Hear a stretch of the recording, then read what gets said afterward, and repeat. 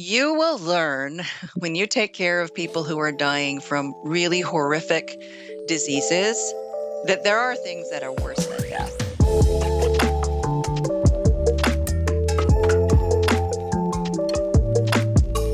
Penny, thank you so much for being here again. As I just mentioned prior to recording this, your page on Instagram, TikTok, and all that around a topic of death is insanely hilarious and informational and just so perfect that I couldn't resist asking you to be on here. So I'm super grateful that you agreed, first of all. So thank you.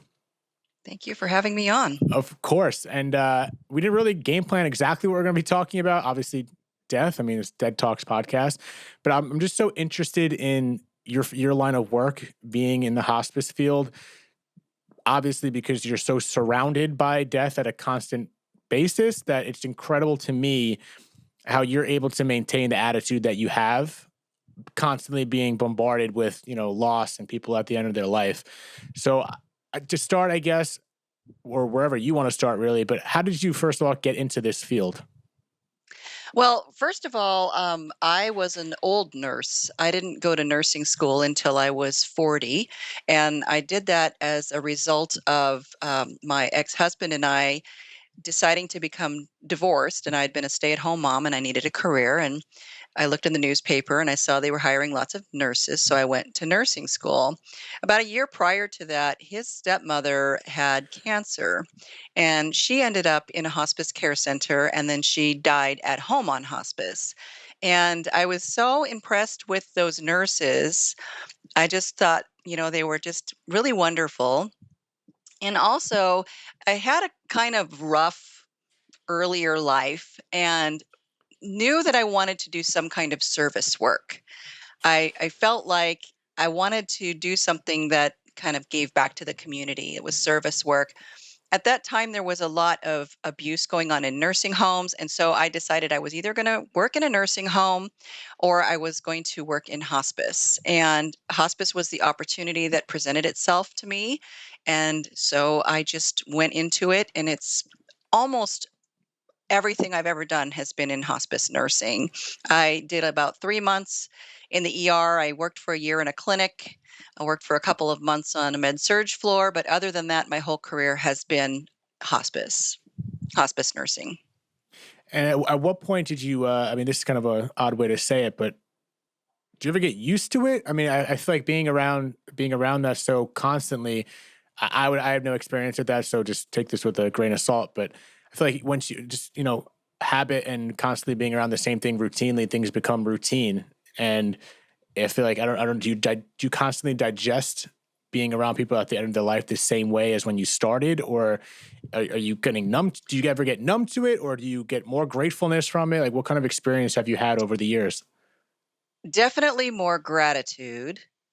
Never have felt numb from it. I currently am a hospice quality manager, so I stepped away from the bedside a few years ago after working in a hospice care center for many, many years. I always say that was in your face death and dying. You're at the bedside with the dying. And then I was also a home hospice case manager for a long time. When I started, I had never really seen a dead body.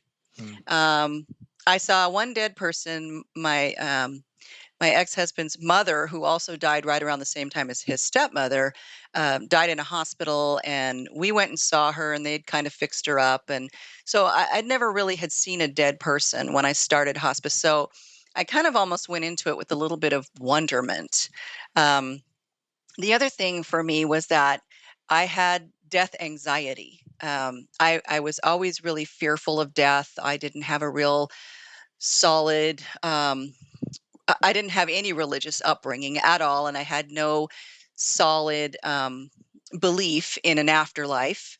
And so I had severe death anxiety. And so I kind of wondered if working around death would help that. And it actually did. I don't recall a time when I ever, felt sad or disturbed by people dying.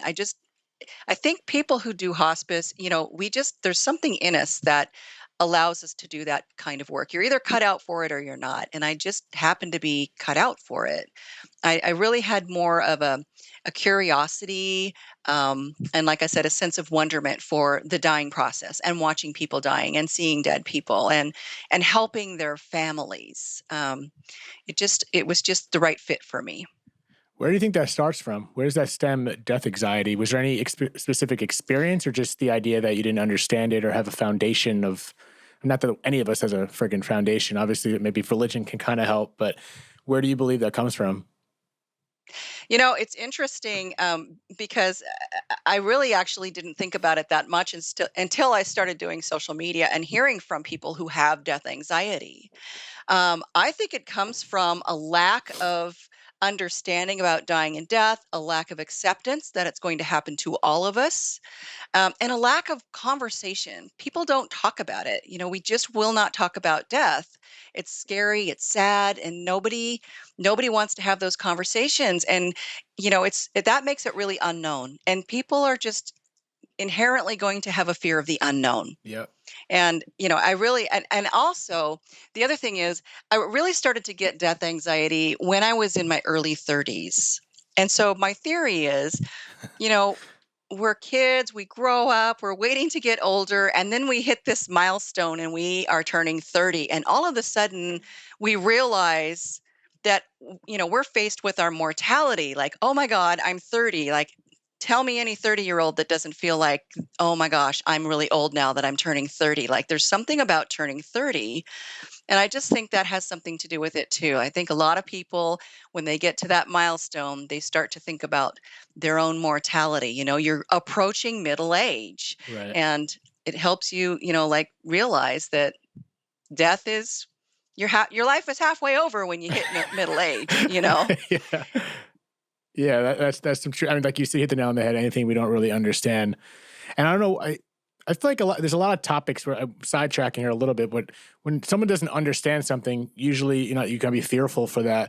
But usually you can dive into it, learn about it. But there's something about death, clearly, because it's death, that you don't see a lot of people diving into something or to learn more about it or even listen to a podcast like this.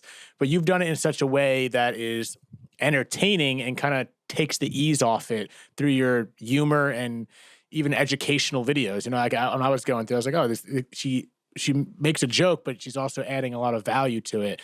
So how did that come about? Is that just who you are, or is it something that you developed along the way through your patients to add that flair to death? Well, people always think working in hospice is sad, and it's really not. And myself and my colleagues, we're kind of given to dark humor. I guess it's a coping mechanism. And I learned, through being with patients and their families, that humor is something that people retain until they die, and they retain it when their loved one is dying. And it is a great coping skill. And I've always been a little bit of an entertainer. I was in, musicals and stuff like that in high school, community theater. When I got on TikTok, I actually did not intend on doing anything related to death and dying or hospice. I was trying to learn how to shuffle dance. And my first TikTok video is actually like this dumb little trend. In fact, my first several videos were these dumb little TikTok trends. And one day I told a story, and it was just kind of a straightforward story about a hospice experience, and it went viral, and I started to get a lot of followers. But what I really wanted to do was the trends, because I thought the trends were really fun and I like to be funny. And so I thought, how can I, you know, turn this trend into something that's educational, and it'll be fun, and it lightens up the topic of death, and it'll appeal to a younger audience, and so I just kind of went with that. And really, my philosophy is that death is a dark subject, and it's easier to digest if you lighten it up. And I have found that people really responded to that. Um, My favorite example is a video that I did where I'm just dancing around and the song goes, "It's just water, it's just water." And I'm just dancing around and lip syncing it. And on the words I'm saying, the dying person doesn't need any water, their body is shutting down, they're not going to die from dehydration, they're dying from their disease. And it got a lot of views, and I had a lot of comments from people who said, "Thank you for this information. I didn't know this." And one of them was somebody who told me that for the last 15 years, she worried that her dad had died from dehydration, and that video alleviated that fear in No her. way. And so I realized that that type of education is really valuable to a lot of people. That's amazing, especially the younger audience, right? Especially that's an audience that you Mhm. think would not be interested in it. But do you find the audience that is interested in it, that are a younger crowd, is there any gravitation towards, based on your engagement with your audience, of people that have experienced death, or is it kind of a smorgasbord of people that you think have or have not? It doesn't even matter. It's a smorgasbord Mhm. for sure. I have lots of people who have experienced it. I have lots of people who have um, just thought about it, young, old. They've had somebody that they knew that died on hospice or not on hospice. I have a lot of people who are terminally ill who follow me. They're facing their own death. It's just a wide variety of people who follow my stuff and like my education style. Some people just like the straightforward stories. They like the, question and answer information, and others like the trends. I've had a lot of young people who ask me if I'd be their mom. Oh, Um, they just think I'm cool, which is pretty cool. yeah, you seem pretty badass. Not gonna lie. So Thank it's just you. not a surprise that people gravitate towards you. Seem pretty magnetic, and I'm not even next to you right now. Thank you. Uh, so how's it done for you? Because you said you kind of came. So you said okay. So you brought in the early 30s aspect of kind of thinking about your own mortality. And how old were you when you first got into the hospice field? Was this before or after? I was probably about 43 because I was 40 when I went to nursing school. I was probably 42 when I got my first nursing job, and then I worked for a year in a clinic and a couple months in a med surg floor.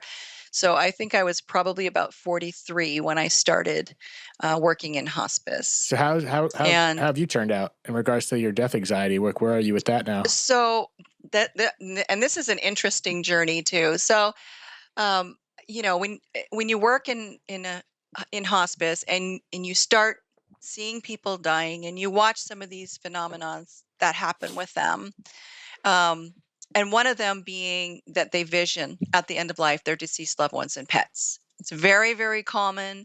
It's unrelated to medication. It can happen with anybody, whether they're taking meds or not, whether they have any kind of brain involvement with their disease process. um, Long before they're dying, when they're not confused, they're cognitive, they're able to tell you what they see. You see it often enough that it really convinces you that there has to be something beyond this life. And so for me, that was a part of resolving that death anxiety for me.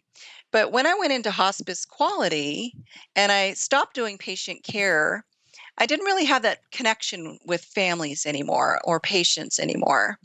And I still was connected with hospice. I know a lot about regulation and quality. I do a lot of training with nurses, did a lot of end of life training with our volunteers for their volunteer vigil program, but didn't have that connection with people anymore.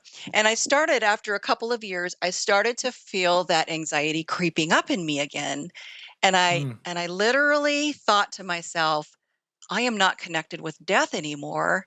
And now I'm getting death anxiety. Wow. But when I got on TikTok and I started talking about it and connecting with people on TikTok through my comments, through DMs, through TikTok lives, um, it went away for me again.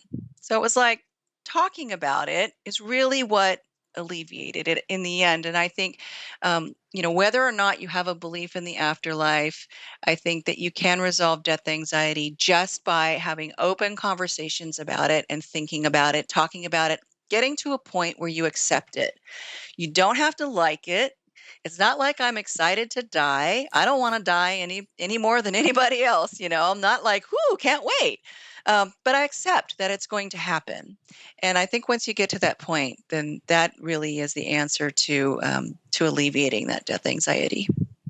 Wild. I mean, that's kind of the whole premise of what I'm trying to do here. So that's relieving to me as well. And kind of how I got through my own thing. I realized the importance of just talking about it, let alone anything, really does go a long way. So is that is that something that, because that was very personal to you and how, you handled your own death anxiety. Can you correlate that with how your patients handled death? Like what was a very loaded question here and generalized question, but what I'm getting at is, are there any patterns that you've seen with your patients and how they handled it? They just come in there with acceptance, or have you seen a process with your hospice patients that how did they cope with that? Is there any kind of generalities that you've seen maybe more often than once that a patient experienced on their own journey of accepting death? It's very unique to each person, definitely. There are some people who resist, and quite frankly, they have a more difficult death when they're resistant. Wow. And there are some that are very accepting, and their death is a good death. I've seen where young people, um, are really challenged with facing their death, especially if they have children that they're leaving behind. That's always going to be difficult. I always say, at the point of death, when a person actually takes their last breath and dies, there's a peace that you can see come over them. Up until that point, sometimes there's a lot of anxiety and agitation. We call it terminal agitation. A lot of times we end up sedating people until their death. That's the only way we can manage their agitation. But at the point of death, there's always peace. And I always think about this one guy who was in our hospice care center, and he was in his 40s, early 40s, dying of lung cancer. He was struggling a lot. At first, it was, he couldn't catch his breath, and that's terrible. Like, to me, I think suffocation is worse than pain. When people feel like they're suffocating, that's an awful feeling. But that symptom was able to be managed quite well. I gave him morphine, I gave him Ativan. That symptom was managed well, but he was still really scared, and he had no family with him. So I went in and I stood at the bedside with him, and the hospice aide stood across from me on the other side, and we each held his hand and we told him, we're here with you. You're not alone. And he was really struggling, and he looked up at the ceiling, and all of a sudden, this peace just washed over his face, and he died. And I looked at the aide and I said, "Did you see that?" And she said, "Yeah." And I said, "Have you ever seen anything like that?" And she said, "No, I never have." And it was like just the most profound thing to witness. And it was like I needed to have her validation that I was seeing what I saw. And this happened, mind you, let's see, how old am I? I'm pretty old. I'm Stop. 59. So it happened, like when I was in my 40s. So however long ago that was, a long time ago. I was just new in hospice, maybe a couple years working in hospice when it happened. And recently, this hospice aide, I went and worked somewhere else. So did she. She found me on TikTok. And we started emailing each other. And I said, "Do you remember that guy?" No, actually, I think I told the story on TikTok. And she commented in the comments and said, "I remember that guy." Oh, no And I way. was like, "Yeah." She's like, "I still remember that. That happened." It's so, like, it probably just listening to the story may not even sound like that big of a deal, but to experience that was so profound. It was just, like this peace that just washed over his face, and all of a sudden he just was like so peaceful, and then he died. So is it moments like that, because you said that was early on in your career, that kind of gave you that ease that you're talking about, where you kind of, okay, maybe this isn't that bad, considering you see the Yes. experience like that, right? Yeah, definitely. Here's another thing about working in hospice. You will learn when you take care of people who are dying from really horrific diseases that there are things that are worse than death. Oh, shit, And that's yeah. another thing that can help you um, be more accepting of death. And I'm to the point now where, I live in a death with dignity state. And if I got a cancer that I knew was going to be a horrible ending, I would I would check out. I'd use death with dignity, because I've seen suffering. And I'm not talking about pain because, we do a really good job at managing pain and other physical symptoms that a person can have. But when you have a kind of a cancer that is so disfiguring that you don't look human anymore, or you don't feel like you look human anymore, that kind of suffering cannot be alleviated with medication. There's no cure for that. When you see a woman who has a breast cancer that has its fungating mass and it turns into like this horrible, smelly wound on their chest, there's nothing you can do about it. That kind of suffering, there's no help for that. So you see that enough and you realize that, okay, maybe being dead isn't that bad. Yeah, I think I saw a post of you talking specific. I mean, you probably have many of them, but one that stood out for me was specified about health, like the importance of your health compared to actually dying. I may be misinterpreting that, but I thought I saw a post of kind of you highlighting in a very short version of what you just said. So when these patients are on at the point where there's the suffering is just so profound, is it often the families that don't want to see them go? Is it often a balance of the patient themselves that are not ready to go? Is it sometimes both? I take it of what is the deciding factor to kind of, for lack of better terms, pull the plug? Well, it can be, like I said, it's individual for each situation. You might have a person who doesn't want to go, and their family is just feels like they're suffering, and you may have a person who's ready to go, and the family's not ready to let them go. And there's a lot around that too, as far as the dying process and a person actually being able to die, because so many times a person is physically ready to die, but they're not mentally ready to die, and so they're not able to die, or they're mentally able to die, or they're not physically able to die, and so Yeah. they can't die. And one of the hospice doctors I worked with said that there's a physical side of death, and there's the emotional and spiritual, mental side of death, and both have to occur before death can happen. They both Mm. have to meet before death can occur, and I've seen that so many times as well, where somebody is just not ready to let go, and their physical body is keeping them here. S- A lot of s- young people like that, and a lot of really old people like that. no in between.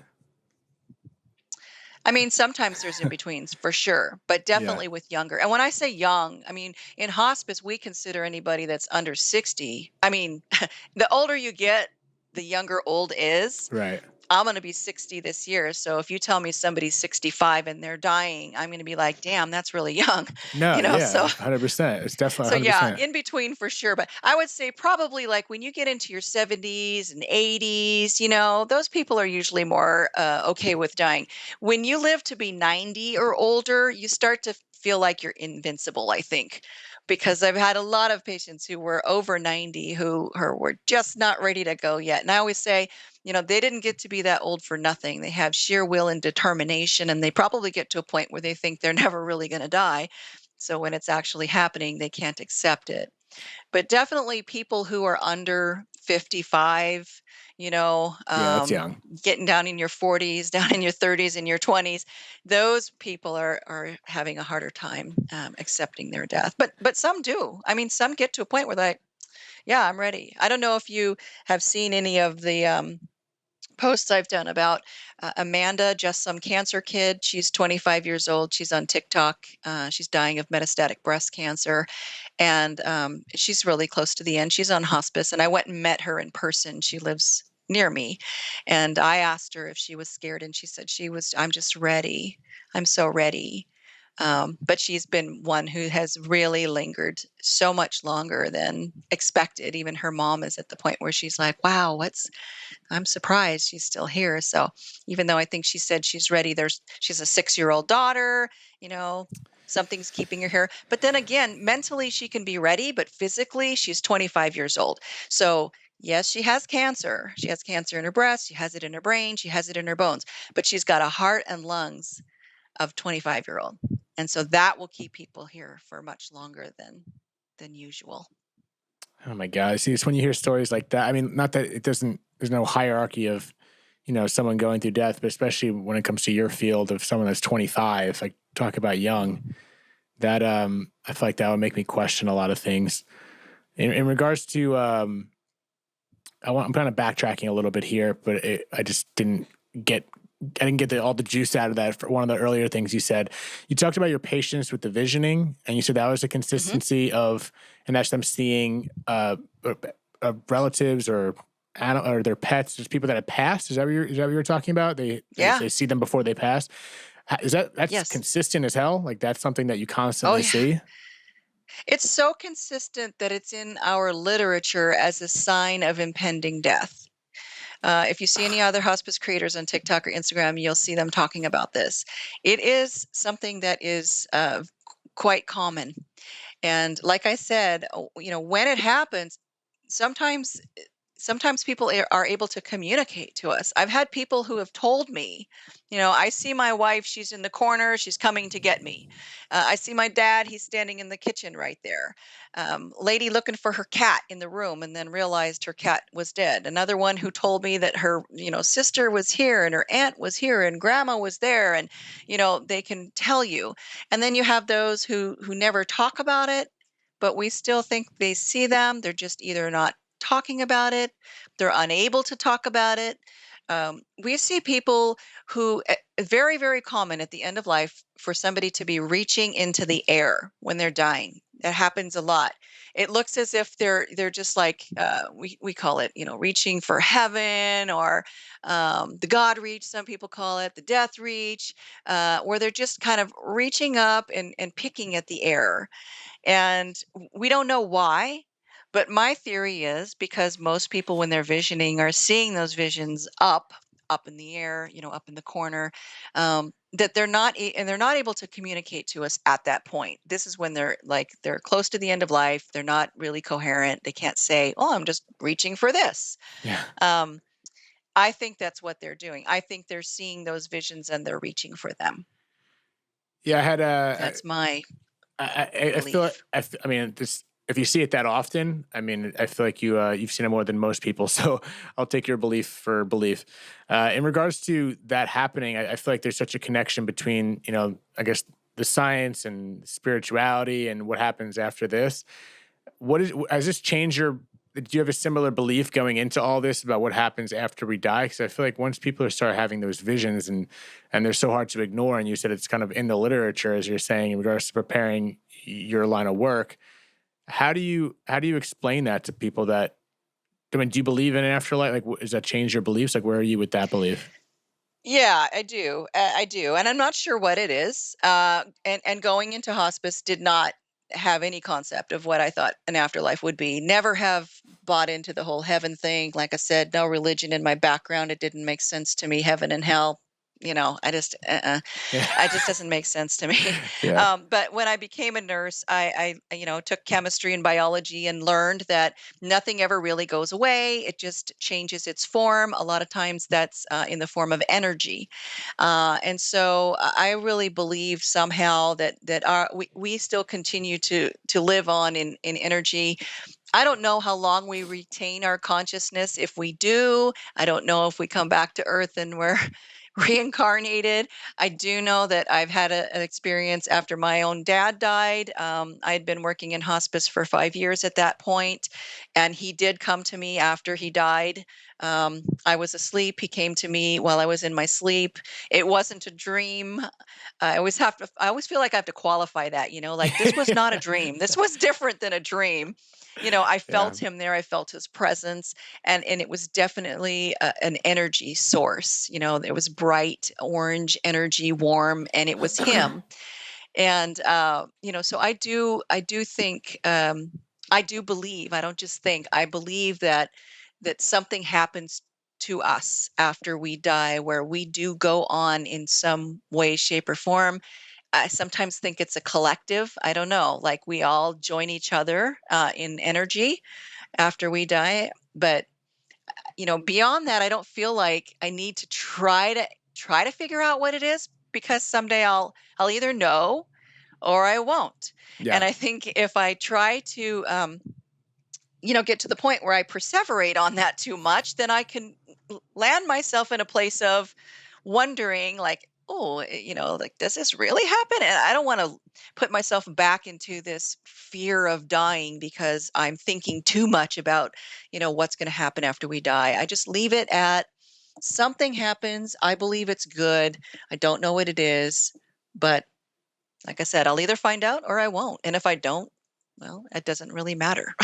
Yeah, I mean, you're either gonna find out whether you do or not at some point. That's another thing about it. It's like it's there's literally nothing more inevitable than that. So I mean, I kind of see your angle of not obsessing over it too much. Like I'm gonna figure it. It's gonna happen someday. So what the hell am I gonna bother myself constantly thinking about it? But there is a blend of, I think, the topic of death, in my opinion, I don't think we should obsess over it and constantly, maybe not constantly have it on our mind, but there should be a point of acceptance because we're going to face it at some point of our life, whether directly or indirectly. If most people haven't already. So let me, if you don't mind me asking you a more personal question in regards to the loss of your father, what did what were you able to apply to get through? Like, did you feel equipped? Not that we're ever truly equipped for something like that, no matter what. Like, you just don't know till you experience it. But was there anything? Was it talking about it? Was it being open about it? Like, what exactly did you go through to kind of get over a loss like that? Well, first of all, you never really get over a loss. Right. Uh, you know, Grief stays with us forever, always. It forever changes you, but you learn to live with it. My dad had a terminal condition. He had idiopathic pulmonary fibrosis. So, and my dad was the kind of guy who um, he he wanted the doctors to fix him. He thought that they could. He did everything that they said, even though I advised him against some of the treatment that they were doing because I knew that those treatments could end up being more harmful. And in the end, they were. He landed in the hospital about 3 months after he was diagnosed with this disease, which was much quicker than what we thought was going to happen. And when he finally ended up on hospice, and I'll tell you, it was a little bit of a struggle to get him on hospice. The doctors really kept thinking they were going to be able to cure this condition that he ended up with. He ended up with a lung infection. And I would tell the doctors, I'm a hospice nurse. I can handle it. What's happening? It doesn't look good. I've researched this lung condition that he has now. With his situation, the outcome is pretty bleak. Oh no, no, it'll be fine. It'll be fine. Well, one day he finally ended up in the ICU on a BiPAP, and I had gone back home for a short period of time because he was doing so much better. And my mom called and said, "You need to come. He's back in the hospital." So I went and walked into the ICU room, and he looked at me and he said, "It's not looking very good. The doctors think I have maybe a year, and they're talking about hospice." And I said, "Well, hospice is 6 months or less, so that doesn't make sense. I think I need to talk to your pulmonologist." And my mom said, "Yes, please do. We're so confused. We don't know what's happening." So I finally talked to the pulmonologist and I said, look, and I asked my dad at that point, like, "Dad, what is your code status?" And he said, "What is that?" And I said, "Do you want to be resuscitated or not?" And he said, "No." And nobody had even talked to him about that at that point. He was still a full code.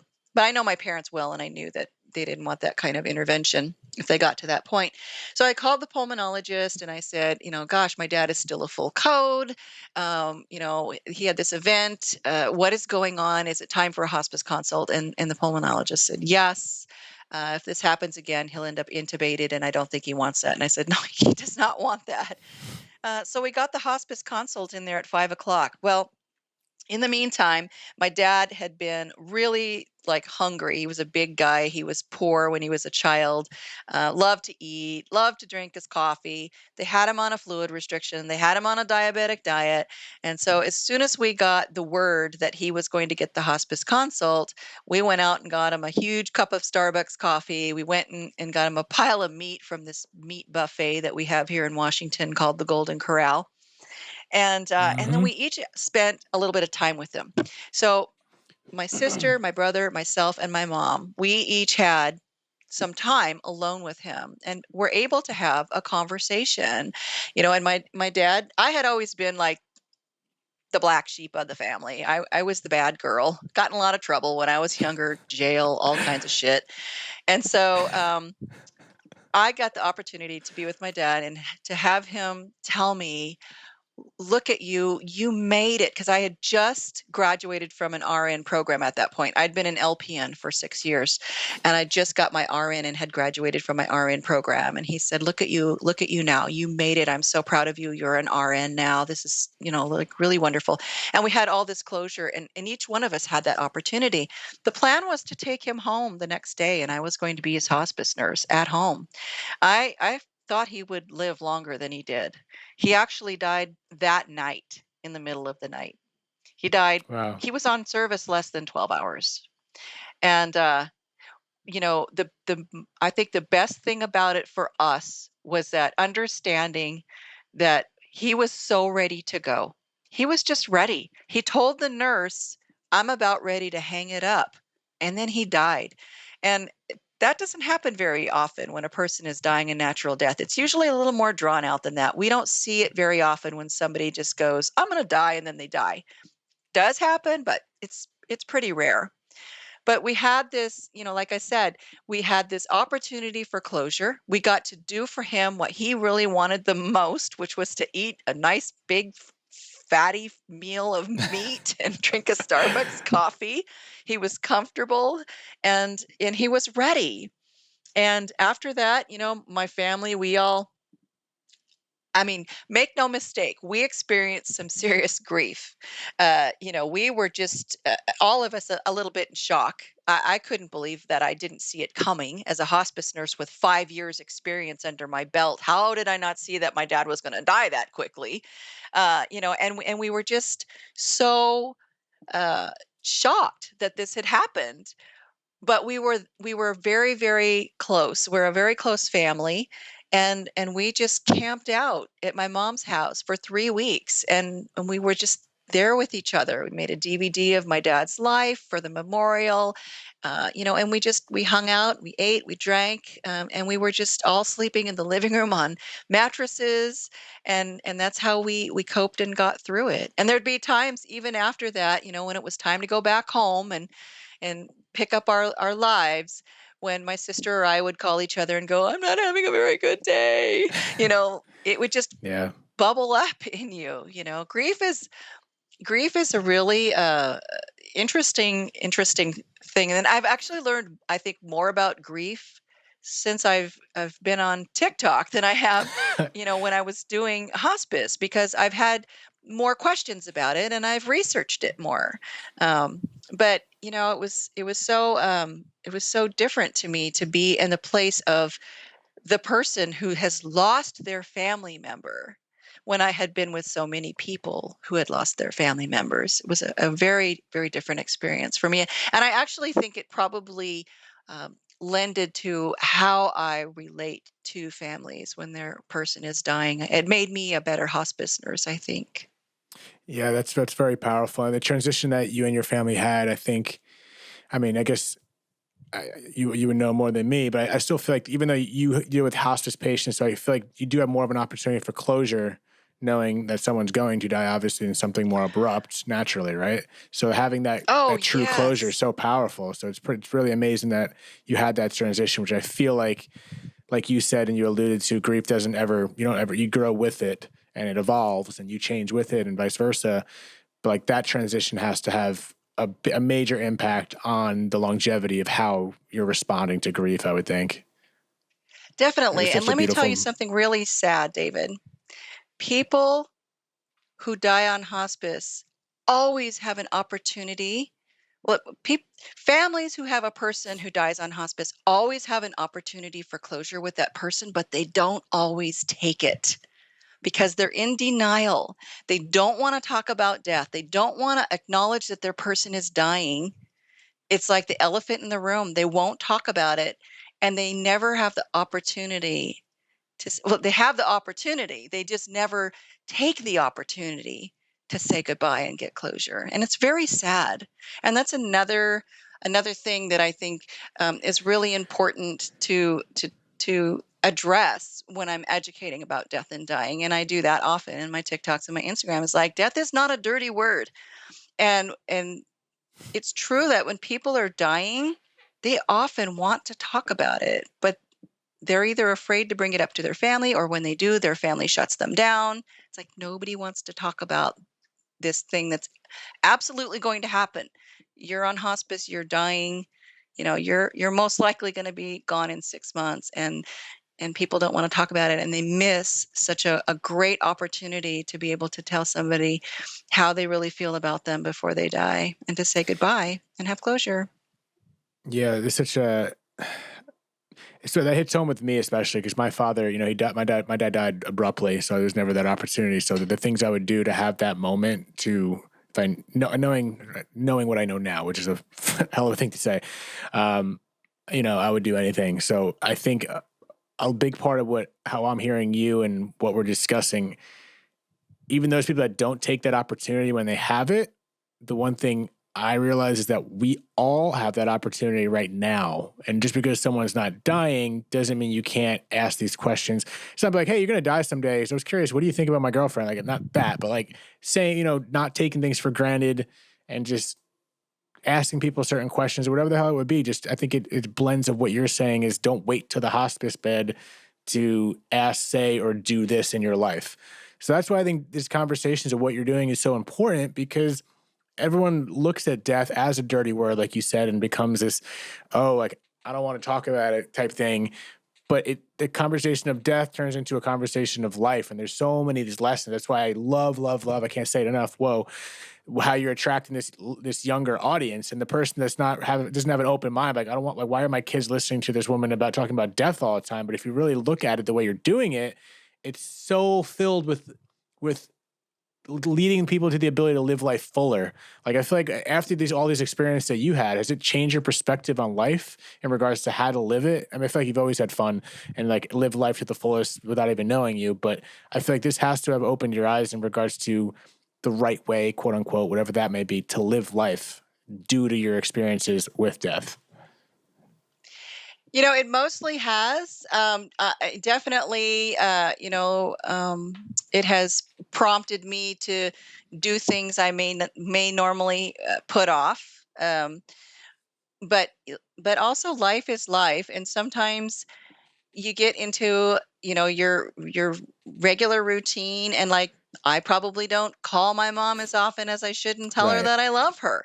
You know, but I do things more now with the idea of that life is short, and I'm not going to wait until, I'm retired to go on a cruise. Or, my husband and I moved up to our property last year in the mountains, and we live off the grid in a cabin.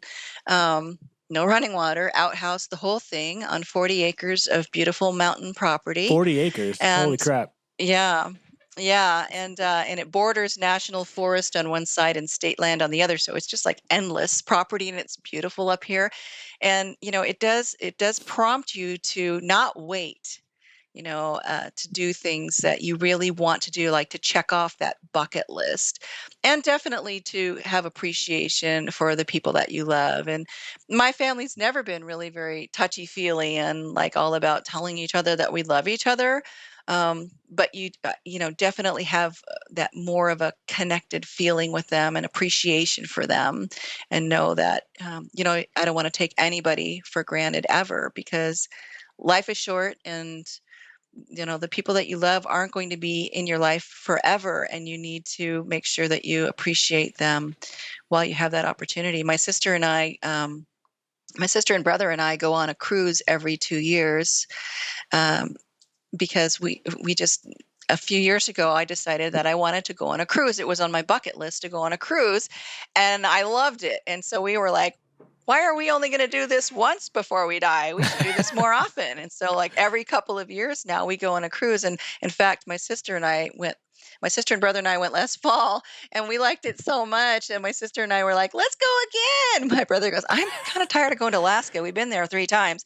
But my sister and I just went last couple weeks ago, again, and we're planning another one for next year for the Panama Canal. It's like, I'm not going to Oh, not plan for these things. I want to do these things right now, because I don't want to get to a point where, oh my gosh, now I'm dying and I wish I would have done that stuff, and I can't do those things anymore. yeah, that's a heavy thought thinking about that. When if that comes along our mind, someday, I wish I did that. That's gonna be worse than anything. So I commend you for that, and I think that's one of the many lessons you just explained that I'm hoping will get through to people that are listening, and clearly it's working on your page. So, Penny, I want to thank you for what you're doing, let alone just coming on here and chopping it up with me. I've also never been on a cruise. I've always been like ran away from cruises. They're fun. They're worth it. Should I do it? Oh.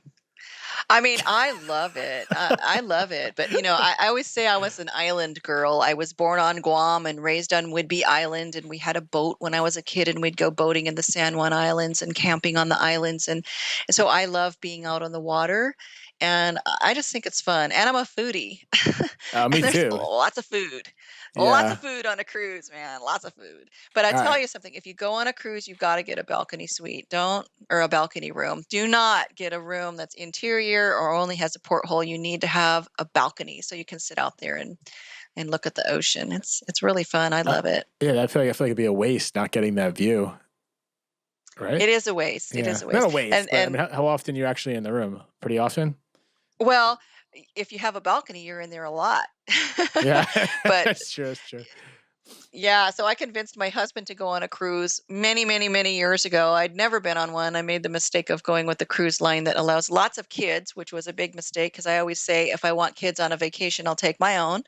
And we got a room with a porthole, no balcony, and it was not a very fun cruise. And to this day, he hates cruising. It turned out it was a good thing though, because if he liked cruising, I wouldn't be able to go on the sibling cruise. Oh, So so it was kind of good, but I learned, get a yeah. balcony. So we Okay. definitely always get the balcony. All right. If I'm going to take anything in the episode, I'm getting the balcony. Penny, but thank you so much for being on here. I think you're a legend. I look forward to following you on everything you're Thank doing. you. I know you're Hospice Nurse Penny on Instagram, and TikTok is the same thing, or? Yeah, and Facebook too. Yeah, Hospice Nurse Penny, Awesome. all one word. All one word, Yeah. nice and easy. Yeah, I think it's great. I hope more people continue to find you and everything keeps growing because I love what you're doing. As I said, 35,000 times on this podcast already. So I don't know if you have any That's last okay. words. No pun intended. But I just want to thank you again. Thank you.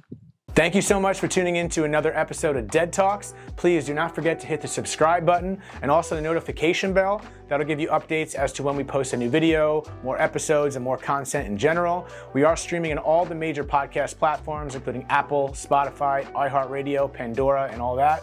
And also find us on Instagram at Dead Talks Podcast or www.deadtalks.net. Thank you so much.